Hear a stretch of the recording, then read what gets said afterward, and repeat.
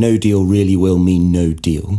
There will not be agreements, formal agreements between the UK and the EU. In part, that reflects the fact that we will be a third country, and for the European Union to strike deals with third countries, there are very strict processes they need to go through. There would need to be continued negotiations. Now, how acrimonious no deal becomes and what the exact kind of circumstances are on the 1st of November will have a huge determinant of how ready each side is to go back to the table. But as I said, we'll be on a different legal base. It will no longer be Article 50, but a thing called Article 218, which sets out the process. There's a ratification process that would need to happen if we struck a deal. So in all the other member states?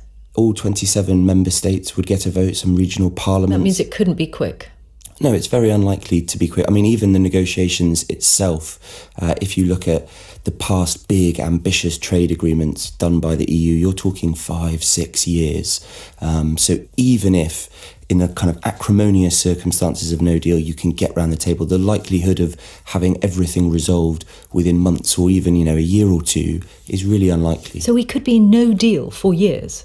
Yeah, I mean, it's quite likely. And once you're out, the prospect of a transition period is, why would you have a transition period for a third country once they've formally left? Are you inviting them to temporarily kind of become a quasi-member state and then leave again? So whether or not there would be a transition period up for grabs, I think is also really kind of doubtful.